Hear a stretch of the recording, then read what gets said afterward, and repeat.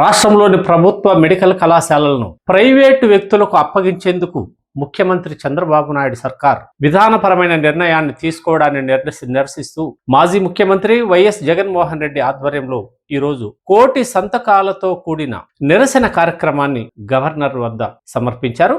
ఉదయం రాష్ట్రం నలుమూలల నుంచి నియోజకవర్గాల వారీగా సేకరించిన ఈ 1,00,00,000 సంతకాల బండిల్స్ ని ప్రత్యేక వాహనాల్లో మొదట వైఎస్ఆర్సీపీ కేంద్ర కార్యాలయం మరియు జగన్మోహన్ రెడ్డి ఇల్లు ఉన్న తాడేపల్లికి తరలించారు. అక్కడ వాటన్నిటికీ స్వాగతం పలికిన జగన్మోహన్ రెడ్డి వైఎస్ఆర్సీపీ శ్రేణులను ఉద్దేశించి ప్రసంగించారు. రాష్ట్రంలో పేదలకు విద్య, వైద్యం అందాలంటే ప్రైవేటు వ్యక్తుల చేతుల్లోకి ప్రభుత్వ వైద్య కళాశాలలు వెళ్ళకూడదని, దీనివల్ల చాలా మంది పేద విద్యార్థులు వైద్య విద్యకు దూరం అయిపోతారని, అధిక మొత్తంలో ఫీజులు ప్రైవేటు వ్యక్తులు వసూలు చేస్తారని, అలాగే ప్రజా వైద్యం కూడా గాడి తప్పుతుందని, పేదలకు అందని ద్రాక్షగా వైద్యం మిగిలిపోతుందని ఆయన వివరించారు. ఈ క్రమంలోనే చంద్రబాబు నాయుడు సర్కారు మాటలు నమ్మి ఎవరైనా ప్రభుత్వ మెడికల్ కళాశాలలను పీపీపీ పద్ధతిలో చేపడితే వైఎస్ఆర్సీపీ ప్రభుత్వం వచ్చిన తక్షణమే 2 నెలల వ్యవధిలోనే వాళ్ళందరూ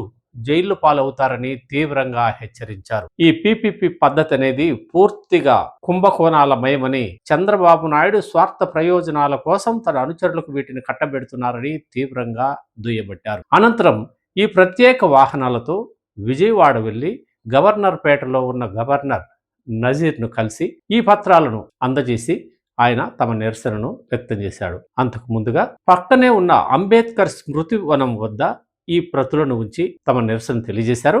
అనంతరం 40 మందితో కూడిన ఒక బృందం జగన్మోహన్ రెడ్డి నాయకత్వంలో గవర్నర్ అహ్మద్ నజీర్ను కలిసింది.